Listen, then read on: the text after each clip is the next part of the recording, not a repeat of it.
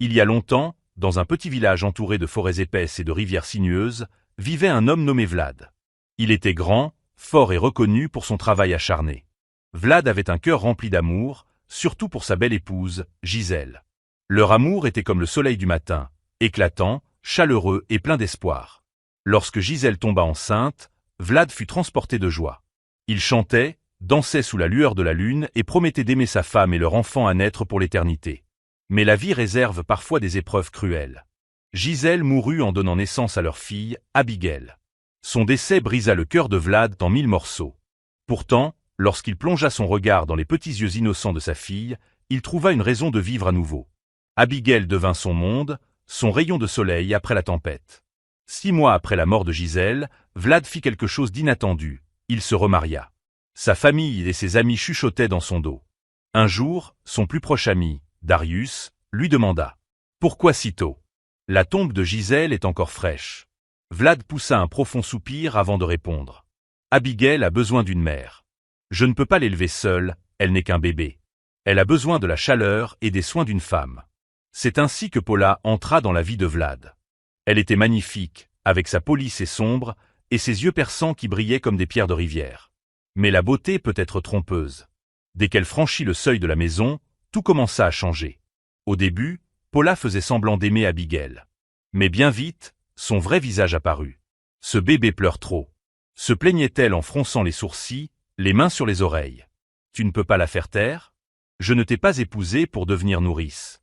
Vlad, aveuglé par l'amour et la peur d'élever Abigail seule, ignora les paroles cruelles de Paula. Il croyait qu'avec le temps, elle finirait par aimer l'enfant. Il avait tort. Un après-midi brûlant, Paula proposa à Vlad. « Allons à la rivière, l'air frais fera du bien à Abigail. » Vlad accepta, portant sa fille contre lui. Abigail riait doucement, inconsciente du regard sombre qui la fixait. La rivière scintillait sous le soleil, ses eaux dansaient comme des serpents d'argent. La brise murmurait des secrets entre les arbres. Vlad s'installa sous un grand arbre, tenant Abigail contre son cœur. Paula afficha un sourire, mais son cœur était empli d'amertume. Elle voulait se débarrasser d'Abigail. Pour elle, ce bébé n'était qu'un fardeau, un rappel constant de Gisèle. Soudain, Paula se leva et s'étira. « Vlad, j'ai besoin de quelques herbes dans la forêt. Peux-tu aller m'en chercher ? Je veillerai sur Abigail. » Sans méfiance, Vlad acquiesça et s'enfonça dans la forêt. Ses pas s'éloignèrent jusqu'à disparaître. Dès qu'il ne fut plus en vue, le sourire de Paula s'effaça. Elle observa Abigail qui jouait avec ses petits doigts, innocente et pleine de vie. Sans une seconde d'hésitation, elle prit le bébé, s'avança jusqu'au bord de la rivière, et d'un cœur aussi froid que la pierre, la jeta dans les eaux tumultueuses. Un cri faible, un tourbillon d'écume. Puis le silence. Paula s'effondra sur le sol, se frotta de la terre sur le visage et déchira son pagne pour donner l'illusion d'une lutte. Puis, elle se mit à hurler, pleurant à grands cris comme si son âme était brisée. Vlad accourut, les bras chargés d'herbe, l'inquiétude gravée sur son visage. Que s'est-il passé ? Paula sanglota. La rivière. La rivière a pris Abigail. Elle m'a glissé des mains. J'ai essayé de la sauver, mais le courant était trop fort. Vlad s'effondra à genoux, le cœur brisé une fois de plus. Il fixa la rivière déchaînée, refusant de croire ce qui venait de se produire. Des larmes coulèrent sur ses joues. Il se maudissait. Si seulement je n'étais pas parti. Mais la rivière, c'est la vérité. Les arbres ont été témoins du crime. Et parfois, les âmes innocentes ne restent pas silencieuses. Les jours passèrent. Vlad ne mangeait plus, ne dormait plus. La maison semblait plus vide que jamais. Paula feignait de le réconforter, mais la culpabilité est un poison qui s'insinue dans l'âme comme une ombre qui ne disparaît jamais. Puis, d'étranges événements commencèrent. Chaque nuit, Paula entendait des pleurs de bébé. Elle se réveillait en sursaut, en sueur, cherchant la source du bruit. Mais il n'y avait rien. Juste un silence pesant. Jusqu'à la nuit suivante. Un soir, alors que la lune était pleine et basse, Vlad s'assit sous l'arbre près de la rivière, les yeux remplis de larmes. Soudain, il l'entendit. Un faible pleur, semblable à celui d'Abigail. Son cœur s'emballa. Le son devint plus fort, l'attirant vers la rive. Là, flottant sur l'eau, il vit un petit bracelet. Celui que Gisèle avait fabriqué pour Abigail avant sa naissance. Vlad le ramassa, les doigts tremblants, le métal froid s'enfonçant dans sa paume comme pour lui chuchoter une vérité qu'il refusait d'entendre. Le cri fantôme continuait d'échoer dans son esprit. Un doute naquit en lui, Une peur sourde, un pressentiment grandissant. Quand il rentra chez lui, la main toujours serrée sur le bracelet, il trouva Paula assise près du feu, feignant de raccommoder sa chemise. Elle leva les yeux et lui adressa un sourire forcé. Sans un mot, Vlad lança le bracelet sur la table. « Je l'ai trouvé près de la rivière », dit-il d'une voix rauque et tremblante. Un instant, Paula blêmit. Mais elle se reprit rapidement et rit nerveusement. Et alors? Abigail était-elle la seule enfant du village à porter un bracelet? Tu deviens fou, Vlad. Tu laisses ton chagrin te faire délirer. Le cœur de Vlad se serra à ces paroles. Fou? Peut-être. Était-il en train de trop réfléchir? Il se frotta les tempes, tentant d'éloigner les doutes qui s'insinuaient en lui. Paula continua, sa voix douce mais tranchante. Si tu continues ainsi, tu vas perdre la tête. Laisse Abigail reposer en paix. Mais cette nuit-là, Vlad ne trouva pas le sommeil. Le bracelet qu'il avait trouvé semblait lui brûler l'âme, comme une vérité refusant d'être oubliée. Le lendemain matin, alors que le soleil teintait le ciel d'orange, Darius fit irruption dans la cour de Vlad, le visage assombri par la colère. Il ne prit même pas la peine de saluer Paula, qui balayait nonchalamment près de l'entrée. « Vlad !» s'écria-t-il. « Comment peux-tu être aussi aveugle? Comment peux-tu croire aux mensonges de Paula? Tu penses vraiment que la rivière a emporté Abigail comme ça? Un bébé de 6 mois, en plein jour ?» Le visage de Vlad devint rouge de rage. Il se leva si brusquement que sa chaise s'écrasa au sol. « Sors de chez moi, Darius !» hurla-t-il. « Tu es jaloux parce que ma femme est plus belle que la tienne. C'est pour ça que tu remplis ma tête de bêtises. » Darius serra les poings, furieux. « Jaloux? Tu es un imbécile, Vlad. Un imbécile aveugle. » Vlad n'attendit pas d'en entendre davantage. Il fonça sur Darius, l'empoignant par le col. Ils luttèrent comme des bêtes sauvages, leurs poings volants, roulant sur le sol poussiéreux. Les voisins accoururent, criant, tentant de les séparer, mais Vlad était incontrôlable. « Ne remets plus jamais les pieds chez moi. » cracha-t-il. « Reste loin de ma famille et de moi. » Darius se releva lentement, s'époussetant, le visage marqué de bleu mais l'esprit intact. Il pointa un doigt tremblant vers Paula, qui se tenait sous le porche, les bras croisés, une lueur moqueuse cachée derrière ses yeux froids. « Un jour, Vlad, siffla Darius, la vérité te frappera plus durement que mes poings. Et ce jour-là, je ne serai pas là pour te rattraper. » Sur ces mots, il tourna les talons et s'éloigna, laissant Vlad haletant, le cœur battant comme un tambour. Cette nuit-là, les pleurs du bébé revinrent. Doux, lointains, entends. Paula se réveilla en sueur, les yeux affolés dans l'obscurité. Elle secoua Vlad, sa voix tremblante. « Tu as entendu ça ?» Vlad tourna la tête vers elle, son visage fermé. « Non », répondit-il froidement, avant de se retourner contre le mur. 5 ans passèrent mais l'ombre de la perte d'Abigail planait toujours sur la maison de Vlad, comme un esprit invisible.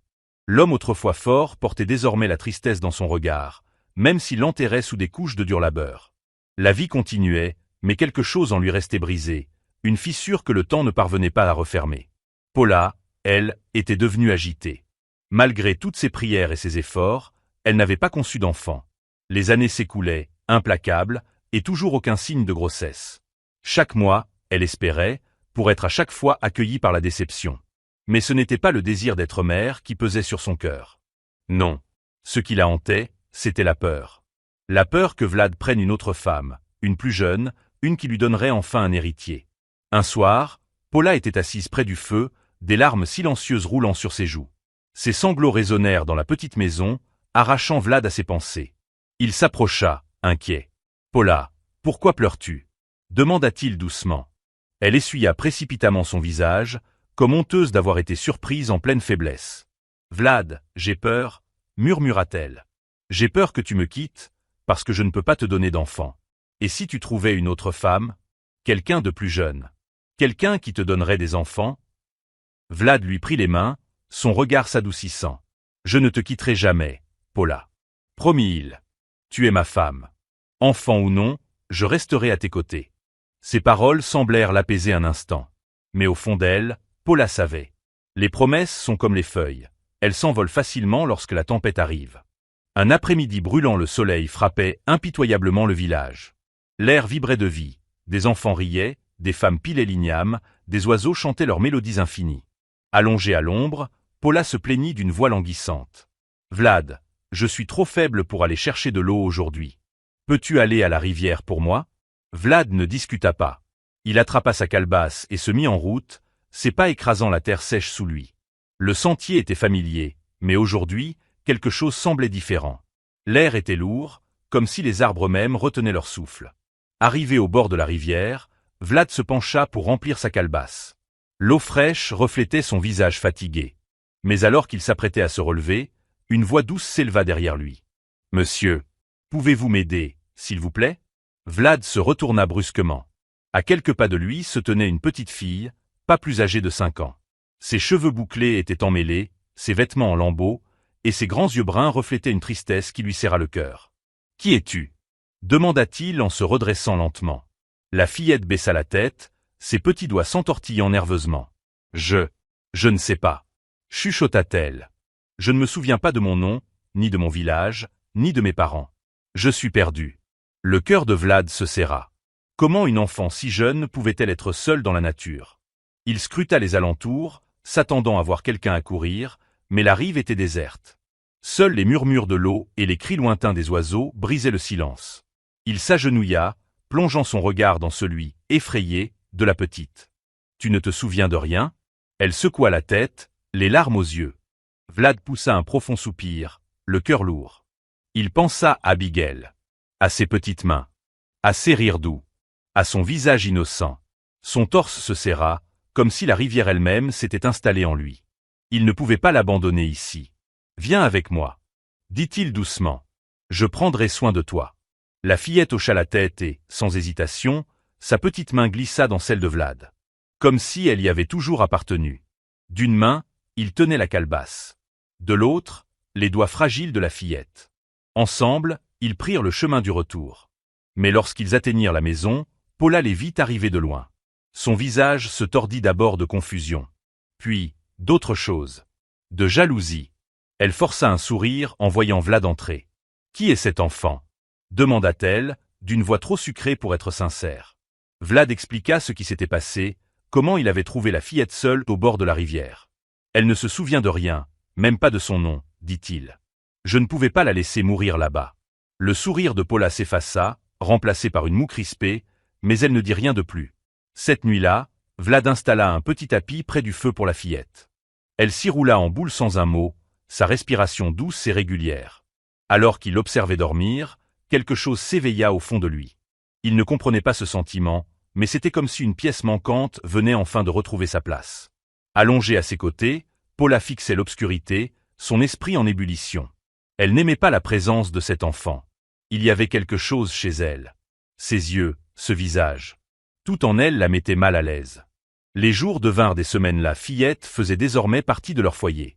Elle était silencieuse, mais observatrice, ses grands yeux scrutant toujours leur environnement, comme si elle cherchait quelque chose de familier. Vlad s'attacha à elle, la traitant comme sa propre fille. Il alla même jusqu'à lui donner un nom. Espoir, parce qu'elle avait apporté une lumière nouvelle dans son cœur assombri.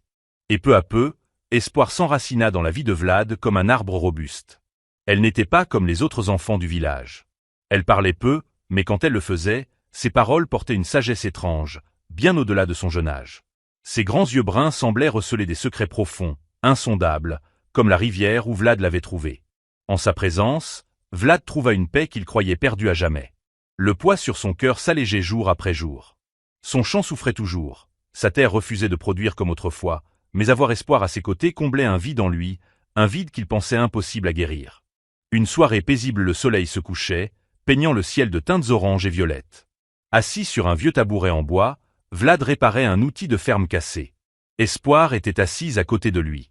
Soudain, elle se tourna vers lui et murmura doucement. « Papa, je ne veux plus que tu m'appelles Espoir. » Vlad s'arrêta net, les mains figées en plein mouvement. Il la regarda, intrigué. « Pourquoi, ma chérie? Tu n'aimes pas ce nom ?» La fillette secoua lentement la tête. Ses yeux rencontrèrent les siens et, l'espace d'un instant, Vlad eut l'étrange impression de plonger dans un souvenir lointain, comme le reflet d'une mémoire enfouie. « Appelle-moi Abigail, » chuchota-t-elle. L'outil s'échappa des mains de Vlad et tomba au sol dans un bruit sec. Son cœur s'emballa. Un frisson glacé parcourut son échine alors qu'il la fixait, la gorge soudain sèche. « Que as-tu dit » souffla-t-il. « Appelle-moi Abigail, » répéta-t-elle calmement, comme si c'était la chose la plus naturelle au monde. Le souffle de Vlad se fit court, son esprit tourbillonnait. Il cligna des yeux, tentant de chasser le malaise qui s'emparait de lui. Abigail était le nom de ma fille, dit-il à voix basse. Mon bébé. Elle a été emportée par la rivière lorsqu'elle n'avait que 6 mois. Ses yeux s'embuèrent tandis que les souvenirs refaisaient surface. Le doux rire d'Abigail, la chaleur de son petit corps dans ses bras, puis le vide glacial qu'elle avait laissé derrière elle. Je sais tout ce qui s'est passé, répondit la fillette d'une voix calme, aussi paisible que l'eau d'une rivière avant l'orage. Je sais que ce jour-là, tu es parti chercher des herbes. Je sais comment Paula t'a dit que la rivière m'avait emporté. Je sais pour Darius, et pour le bracelet. Les yeux de Vlad s'écarquillèrent. Son cœur cogna violemment contre sa poitrine. Il recula lentement, ses mains tremblantes. Comment sais-tu ces choses? Balbutia-t-il, la voix presque éteinte. La fillette posa sa petite main sur son torse, juste au-dessus de son cœur. Ne t'inquiète pas, papa, dit-elle doucement. Maintenant que je suis là, je t'apporte des bénédictions. Tu verras. Tes récoltes pousseront vite. Tu seras riche bientôt. L'obscurité qui te poursuit disparaîtra. Vlad ne pouvait plus parler. Sa gorge était sèche. Son cœur battait comme un tambour au milieu d'une fête villageoise. Cette nuit-là, il ne dormit pas. Il resta assis près du feu, les yeux rivés sur les flammes, ses pensées emmêlées comme un filet de pêcheur. Se pouvait-il que ce soit Abigail? Comment était-ce possible? Le lendemain, un miracle point quand Vlad se rendit à son champ, il s'arrêta net. Les cultures, autrefois sèches et mourantes, se tenaient maintenant hautes et verdoyantes. La terre, qui n'avait été que fissure et désolation, était à présent riche et fertile. Les mains tremblantes, il toucha les feuilles, l'incrédulité se peignant sur son visage. C'était de la magie. Non, c'était un miracle. Vlad se précipita chez lui, le cœur battant entre peur et espoir. Il entra en trombe, haletant, et trouva Espoir ou Abigail, assise calmement, fredonnant un air doux, comme si rien d'extraordinaire ne s'était produit. C'est vrai, souffla-t-il, sa voix tremblante. Les cultures. Elles poussent. Un sourire éclaira le visage de la fillette. Ses yeux brillaient comme des étoiles. Je te l'avais dit, papa, répondit-elle doucement. Je t'apporte des bénédictions. Vlad tomba à genoux, des larmes coulant sur son visage. Il la serra contre lui, son cœur débordant d'amour et de confusion. Le lendemain, Vlad décida de parler à Paula de ce qui le tourmentait. Il resta assis en silence un moment, réfléchissant à la meilleure façon d'aborder le sujet. Finalement, il leva les yeux vers Paula et dit « Paula, je dois te dire quelque chose. » Occupée avec ses tâches ménagères, elle répondit sèchement. « Quoi encore ?» Vlad s'éclaircit la gorge et dit « Espoir a changé de nom. Elle ne veut plus être appelée Espoir. Elle veut qu'on l'appelle Abigail. » Dès que Paula entendit ces mots, elle s'arrêta net. Son visage se tordit de colère et sa voix éclata comme un coup de tonnerre. « Cette petite peste !» s'écria-t-elle, les yeux remplis de fureur. « Je t'avais prévenu, Vlad. Je t'avais dit que cette fille était venue pour détruire notre mariage. » Soudain, elle éclata en sanglots, pleurant bruyamment comme si son cœur se brisait en 1000 morceaux. « Oh, mon beau bébé Abigail, tu me manques tellement. Comment cette fille ose-t-elle prendre le nom de ma fille? Comment ose-t-elle se moquer de ma douleur ainsi ?» Elle pleura longuement, sa voix emplissant la maison. Puis, elle se redressa, essuya ses larmes et déclara d'un ton amer. « Vlad, nous devons la chasser. Je ne veux plus la voir dans cette maison. Je ne supporte pas sa présence. » Vlad secoua fermement la tête. « Non, je ne peux pas faire ça. Elle est ma fille maintenant. Jusqu'à ce que je trouve ses vrais parents, je ne l'abandonnerai pas. » Le visage de Paula devint rouge de rage. « Si tu refuses de la chasser, alors c'est moi qui partirai. Je refuse de vivre sous le même toit que cet enfant maudit. » Vlad la fixa droit dans les yeux et répondit calmement. « Tu es libre de partir, Paula. Après tout, tu ne m'as jamais donné d'enfant. À quoi bon rester ici ?» Paula resta figée, la bouche entr'ouverte, les larmes montant à nouveau dans ses yeux. « Alors, tu choisis une inconnue plutôt que moi ?» s'écria-t-elle. « Après tout ce que j'ai fait pour toi? Après toutes ces années de mariage ?» Vlad garda le silence. Et ce silence en disait bien plus que des mots. Paula pleura encore plus fort, espérant que Vlad changerait d'avis. Mais il ne flancha pas. Au bout d'un moment, elle essuya ses larmes, redressa le dos et déclara d'une voix froide et tranchante. « Je ne quitterai pas mon mariage à cause de cette petite sorcière. » Puis, avec une lueur de détermination amère dans les yeux, elle ajouta. « Puisque tu refuses de la chasser, je ferai en sorte que cette maison devienne un enfer pour elle. Elle finira par supplier de partir. Vlad la coupa sèchement. Ne t'avise pas d'essayer quoi que ce soit. Sinon, je te ferai regretter de m'avoir connu. Puis il se détourna et s'éloigna, laissant Paula sur place, tremblante de colère. Un étrange calme point Vlad alla retrouver Abigail, qui était assise tranquillement dans la petite pièce. Il s'assit à côté d'elle et lui dit doucement. « Abigail, je veux que tu saches que je suis là pour toi. Quoi qu'il arrive, je serai toujours là. » Abigail leva les yeux vers lui, son regard calme et profond. Elle sourit légèrement et murmura. « Ne t'inquiète pas, papa. Je peux m'occuper d'elle. » Vlad sentit son cœur rater un battement. Comment une enfant de 5 ans pouvait-elle parler ainsi? Il y avait dans sa voix une confiance étrange, une sérénité et une force qui ne correspondaient pas à son âge. Une guerre silencieuse point dans les jours qui suivirent, l'atmosphère devint lourde. Fidèle à sa promesse, Paula transforma la maison en champ de bataille. Elle refusait de cuisiner lorsqu'Abigail était présente, elle renversait de l'eau sale là où elle s'asseyait, et elle lançait des insultes chaque fois qu'elle la croisait. Mais Abigail ne pleura jamais. Elle ne se plaignit pas. Elle se déplaçait dans la maison avec une sérénité troublante, comme si rien de ce que Paula faisait ne pouvait l'atteindre. Un jour, Paula hurla. « C'est ma maison. Tu n'as rien à faire ici. » Abigail la regarda avec calme et répondit. « C'était ma maison bien avant que tu n'arrives. » Paula se figea. Son cœur se mit à battre plus vite. Que voulait-elle dire par là? Une ombre de peur s'insinua en elle. Cette nuit-là, des choses étranges commencèrent à se produire. Paula entendit des chuchotements dans l'obscurité. Des pleurs de bébé, doux et lointains, qu'elle seule semblait percevoir. Elle frissonnait, même lorsque le feu brûlait fort. Vlad, lui, dormait paisiblement. Mais Paula, elle, se retourna dans son lit toute la nuit, hantée par l'impression qu'Abigail était bien plus qu'une simple enfant perdue. Le retour d'un ami point le lendemain, Vlad se réveilla le cœur lourd. Les paroles d'Abigail et la tension qui pesait sur sa maison lui donnaient l'impression de porter une pierre sur son dos. Il savait qu'il n'avait qu'une seule personne à qui se confier, Darius. Celui-là même qu'il avait insulté et rejeté des années auparavant, lorsqu'il s'était aveuglément rangé du côté de Paula. Vlad marcha lentement sur le sentier poussiéreux menant à la maison de Darius. Les souvenirs de leur dernière dispute lui revinrent en mémoire. Il se rappelait comment il avait crié sur son ami, l'accusant de jalousie, et lui avait interdit de revenir chez lui. Quand il arriva, Darius était assis sous un grand manguier, aiguisant sa machette. Son visage était paisible, mais dès qu'il vit Vlad approcher, son sourire s'effaça. Vlad s'arrêta un instant, son orgueil luttant contre son remords. Puis, il prit une profonde inspiration et dit « Darius, je suis désolé. » Darius ne répondit pas. Il continua à aiguiser sa machette comme s'il n'avait rien entendu. Vlad s'approcha un peu plus. « J'ai eu tort, Darius. J'étais aveuglé. J'ai cru au mensonge et j'ai repoussé le seul ami qui se souciait vraiment de moi. S'il te plaît, pardonne-moi. » Enfin, Darius leva les yeux. Son regard était froid. « Te pardonner? Après m'avoir traité de jaloux et m'avoir banni de ta maison? Que veux-tu de moi maintenant, Vlad ?» Le cœur de Vlad se serra, mais il ne recula pas. « Je sais que je t'ai blessé et je regrette chaque mot que j'ai dit. Je pensais protéger ma famille, mais aujourd'hui, je vois que j'ai été un imbécile. Paula n'est pas la femme que je croyais. » Darius haussa un sourcil, un éclair d'intérêt traversant son regard, bien qu'il restât silencieux.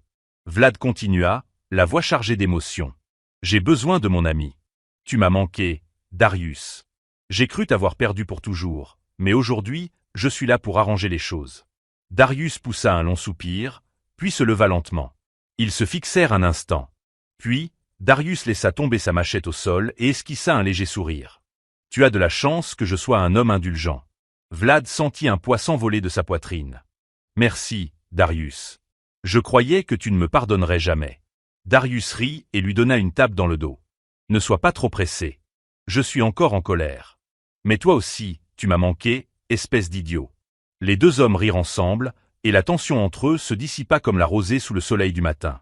Darius se gratta la tête, confus et surpris. Après une longue pause, il dit « Eh bien, bienvenue de retour à la raison, mon frère. Il t'en a fallu du temps. » Vlad éclata de rire, ressentant une chaleur qu'il n'avait pas éprouvée depuis longtemps. « J'ai cru t'avoir perdu, Darius. J'ai cru que tu ne me pardonnerais jamais. Merci, frère. Je t'aime, mon pote. » Darius sourit et répondit en plaisantant. « S'il te plaît, ne m'aime pas.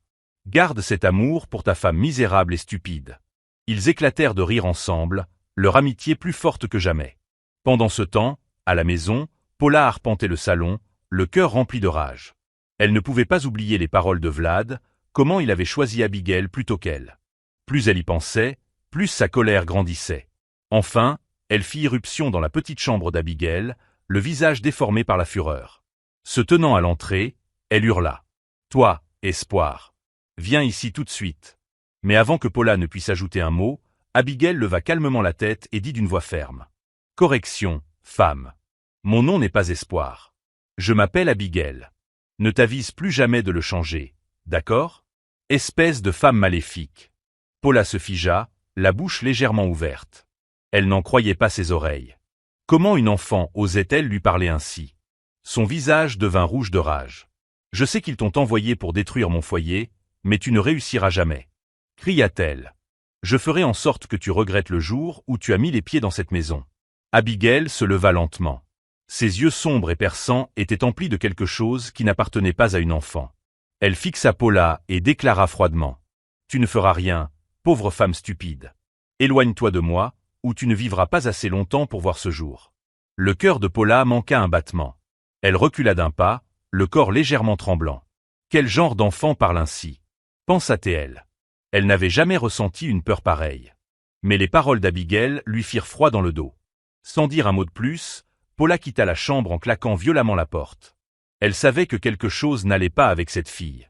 Quelque chose qui dépassait son entendement. Paula ne perdit pas de temps. Elle attrapa son pagne, l'attacha fermement autour de sa taille et se précipita vers la maison d'un célèbre herbaliste du village voisin. L'herboriste était un vieil homme aux cheveux gris et aux yeux perçants, rempli de sagesse. On disait qu'il voyait des choses que les autres ne pouvaient pas voir. Lorsqu'elle arriva, Paula ne prit même pas la peine de le saluer. « Baba, j'ai besoin de ton aide. » dit-elle, essoufflée. L'herboriste la regarda et hocha lentement la tête. « Assieds-toi et dis-moi ce qui trouble ton cœur. » Paula s'assit et lui raconta tout. Tout. Comment Abigail était arrivée dans leur vie, les choses étranges qu'elle disait et comment Vlad était maintenant aveuglé par sa présence. Elle ne laissa aucun détail de côté. L'herboriste écouta attentivement, son visage grave. Lorsqu'elle eut terminé, il resta silencieux un long moment, puis finit par parler. « Femme, tu as affaire à un esprit très puissant. Abigail n'est pas une enfant ordinaire.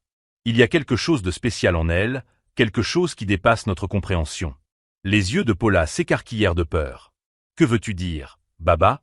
C'est une sorcière? Une malédiction envoyée pour détruire mon mariage ?» L'herboriste secoua la tête. « Je ne peux pas dire exactement ce qu'elle est. Mais une chose est sûre, son esprit est fort, et sa présence dans ta maison n'est pas un hasard. Elle a un but, mais je ne peux pas encore le voir clairement. Tu dois être prudente, très prudente. » Le visage de Paula se tordit de colère. « Prudente? Non. Je ne vais pas rester là à attendre d'être détruite. Peu importe sa puissance, je ferai tout, pour qu'elle souffre ou qu'elle ne voie jamais un autre jour se lever. » Les yeux de l'herboriste se plissèrent. « Fais attention à tes paroles, femme. Certains esprits ne pardonnent pas. Si tu essaies de lui faire du mal, c'est peut-être toi qui en souffriras. » Mais Paula n'en avait cure. Elle se leva, le cœur enflammé par la rage et la détermination. « Je n'ai pas peur. Je ferai en sorte qu'elle regrette le jour où elle a mis les pieds dans ma maison. » Sur ces mots, elle sortit de la hutte de l'herboriste, l'esprit brûlant de sombres desseins. Alors qu'elle rentrait chez elle, le ciel s'assombrit, bien qu'il ne soit que l'après-midi. Le vent soufflait étrangement, murmurant à travers les arbres, comme si les esprits eux-mêmes observaient. Mais Paula ne le remarqua pas. Elle était trop occupée à élaborer un plan pour se débarrasser d'Abigail. Elle ignorait encore qu'Abigail savait déjà ce qui se tramait dans son cœur. Pendant ce temps, chez Darius, Vlad était toujours là. Ils étaient assis sous l'ombre du grand manguier, le soleil de l'après-midi projetant de longues ombres sur le sol poussiéreux. Plongé dans ses pensées, Darius brisa le silence. « Vlad, tu viens de me dire que Espoir a demandé à être appelé Abigail. Tu ne trouves pas ça étrange? Tu ne penses pas qu'il y a quelque chose qui cloche ?» Vlad soupira, se frottant nerveusement les mains. « J'y ai pensé, Darius. Mais que veux-tu que je fasse ?» Darius se pencha en avant, le visage grave. « Nous devons chercher des réponses, mon frère. Allons voir la spiritualiste. Peut-être qu'elle pourra nous aider à comprendre ce qui se passe. » Sans perdre de temps, ils se levèrent et entreprirent la longue marche vers la hutte de la spiritualiste. Le sentier était étroit, entouré d'arbres immenses qui murmuraient au gré du vent. Lorsqu'ils arrivèrent, la spiritualiste, une vieille femme aux yeux sages et aux perles colorées autour du cou, était assise en silence, comme si elle les attendait déjà. Vlad la salua et expliqua tout, comment il avait trouvé Abigail, les choses étranges qu'elle disait, et le comportement de Paula. La femme écouta sans interrompre, hochant lentement la tête. Après un long silence, elle finit par parler. Tu cherches la vérité sur Abigail. Et c'est dans la rivière que tu trouveras tes réponses. Tu dois aller à la rivière et invoquer la déesse des eaux. Elle seule pourra te dire qui est réellement Abigail. Le cœur de Vlad se mit à battre plus vite. Comment dois-je l'appeler? Demanda-t-il. La spiritualiste répondit. Tu devras y aller seul, Vlad. Prends un tissu blanc comme offrande. Une fois à la rivière, tiens-toi au bord de l'eau, appelle son nom 3 fois et présente-lui ton offrande. Elle apparaîtra. Vlad et Darius remercièrent la spiritualiste et prirent le chemin du retour. Le voyage du retour semblait plus long, l'esprit de Vlad chargé de pensées. Le lendemain matin, Vlad se réveilla tôt. Il trouva un tissu blanc, l'attacha soigneusement et partit seul pour la rivière. Le sentier était silencieux, les arbres se dressaient tels des témoins muets. Le bruit de l'eau qui coulait devenait plus fort à mesure qu'il approchait. Lorsqu'il atteignit la berge, il s'arrêta un instant, observant l'eau scintiller sous le soleil du matin. Il posa le tissu blanc sur le sol, leva les mains et appela 3 fois, déesse de la rivière. Le vent se renforça, et l'eau commença à onduler comme si elle répondait à son appel. Soudain, la rivière s'ouvrit légèrement, et du milieu de l'eau émergea une femme d'une beauté envoûtante. Son corps brillait comme la rivière elle-même, sa chevelure ondulait comme des vagues, et ses yeux reflétaient toute la profondeur de l'océan. C'était la déesse de la rivière. Vlad tomba à genoux, tremblant. Grande déesse, je suis venu vous demander la vérité sur Abigail. Je dois savoir qui elle est réellement. La déesse le regarda de ses yeux calmes mais puissants. Sa voix était douce, mais pleine d'autorité. Abigail est belle et bien ta fille, dit-elle. Le cœur de Vlad s'emballa. Mais, Paula m'a dit que la rivière l'avait emportée. Le visage de la déesse s'assombrit. Paula t'a menti. Elle est cruelle et remplie de méchanceté. Il y a des années, c'est elle qui a jeté Abigail dans cette rivière de ses propres mains. Elle voulait se débarrasser d'elle parce qu'elle la détestait. Lorsque tu es rentré ce jour-là, elle a fait semblant de pleurer et t'a fait croire que la rivière avait pris votre enfant. Le cœur de Vlad se brisa en 1000 morceaux. Les larmes lui montèrent aux yeux, et il secoua la tête, refusant d'y croire. Non, non, comment ai-je pu être aussi aveugle? La déesse poursuivit. Mais moi, je l'ai sauvée. Je l'ai recueillie et élevée sous ma protection. Lorsqu'elle eut 5 ans, je l'ai renvoyée auprès de toi, car je savais que ton cœur était vide et qu'elle était la seule à pouvoir le remplir. Elle était destinée à être avec toi. Vlad ne put retenir ses larmes. Il pleura comme un enfant, le cœur lourd de culpabilité. Je suis désolé, Abigail. Je suis tellement désolé. Je ne savais pas. La déesse le regarda avec douceur. Ce n'est pas ta faute, Vlad. L'amour peut aveugler même les cœurs les plus sages. Mais écoute bien, j'ai fermé le ventre de Paula. Elle ne pourra jamais avoir d'autres enfants à cause de sa cruauté. Elle ne mérite pas le don de la maternité.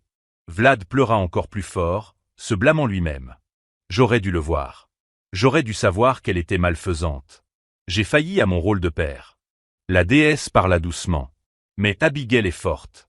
Elle a un destin bien plus grand que tu ne l'imagines. Retourne auprès d'elle et protège-la. Elle est bien plus qu'une fille, elle est une bénédiction. Vlad s'essuya les larmes, se releva lentement et s'inclina profondément. Merci, merci, grande déesse. Sur ces mots, la déesse disparut dans l'eau, et la rivière redevint calme. Vlad ramassa le panier vide qu'il avait apporté, le cœur lourd mais rempli d'un nouveau sentiment de détermination. Pendant ce temps, chez lui, Abigail était assise, le regard brûlant de colère et de détermination. Il était temps que la vérité éclate. Elle se leva et marcha vers la grande pièce où Paula faisait les 100 pas, murmurant de rage. La voix d'Abigail était calme mais ferme. Paula. Paula se retourna brusquement, son visage déformé par la haine. Qu'est-ce que tu veux encore, sale gamine maudite? Abigail s'avança, les yeux remplis d'une lueur intense. Je veux que tu avoues tes crimes. Dis la vérité sur ce que tu m'as fait. Arrête de te cacher derrière tes mensonges. Paula éclata d'un rire mauvais, sa voix pleine de venin. Comment oses-tu, misérable orpheline? Qui crois-tu être pour me parler ainsi? Ces mots transpercèrent Abigail comme une lame. Mais au lieu de pleurer, sa rage s'embrasa. Elle serra les poings et cria. Ne parle plus jamais de ma mère ainsi. Dans un accès de colère, Abigail leva la main et gifla Paula en plein visage. Mais ce n'était pas une gifle ordinaire. Dès que sa main toucha Paula, quelque chose de terrifiant se produisit. Les yeux de Paula s'écarquillèrent, son visage se figea d'horreur, puis elle se mit à hurler à plein poumon. Non, non, qu'est-ce qui m'arrive? Elle agrippa sa tête, tirant ses cheveux, déchirant ses vêtements, titubant dans la pièce comme une folle. Puis, soudain, sans prévenir, elle s'enfuit de la maison, pieds nus, en hurlant. Son cri résonnait à travers tout le village. Les villageois s'arrêtèrent, stupéfaits. Certains murmuraient « Qu'est-ce qui lui arrive ?» D'autres observaient en silence, paralysés par la peur. Paula courait comme une possédée, jusqu'à ce qu'elle aperçoive Vlad revenant de la rivière. Son cœur était encore alourdi par la vérité révélée par la déesse, mais il n'était pas préparé à voir Paula courir vers lui comme une folle. Elle tomba à genoux devant lui, pleurant et suppliant. « Vlad, pardonne-moi. Je l'ai fait. J'ai jeté Abigail dans la rivière. Je t'ai menti. J'ai dit que la rivière l'avait prise, mais c'était moi. Je la haïssais parce qu'elle me rappelait ta première femme. Je suis désolé. Pardonne-moi. » Vlad resta figé, sous le choc. Les mots le frappèrent comme un coup de tonnerre. La déesse avait dit la vérité. Paula rampa jusqu'à lui, s'accrochant à ses pieds, sanglotant. « Vlad, je t'en supplie, pardonne-moi. J'étais jalouse. Je ne voulais pas que ça aille aussi loin. » Vlad baissa les yeux vers elle, le cœur chargé de colère et de douleur. Sans dire un mot, il retira ses pieds de son emprise, se retourna et s'éloigna, la laissant en larmes dans la poussière. Mais la folie de Paula ne s'arrêta pas là. Elle arracha ses vêtements, hurla au ciel, puis s'enfonça dans la forêt, ses cris s'éloignant peu à peu. Personne ne la revit jamais. Lorsque Vlad rentra chez lui, il trouva Abigail qui l'attendait sur le seuil.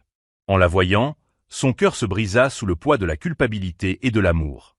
Il se précipita vers elle, tomba à genoux et la serra dans ses bras, les larmes coulant sur son visage. « Ma fille, » murmura Vlad, la voix tremblante. « Je suis désolé. Je te promets de ne plus jamais t'abandonner. Je te protégerai jusqu'à mon dernier souffle. » Abigail lui sourit doucement et l'enlaça en retour. « Papa, ne t'inquiète pas. Moi aussi, je te protégerai toujours. » Et dans cette étreinte, toute la douleur, tous les mensonges et toutes les larmes disparurent, car l'amour avait triomphé.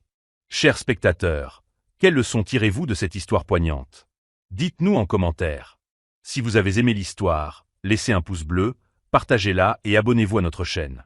N'oubliez pas d'activer les notifications pour ne rien manquer. Merci de nous suivre et que la bénédiction vous accompagne.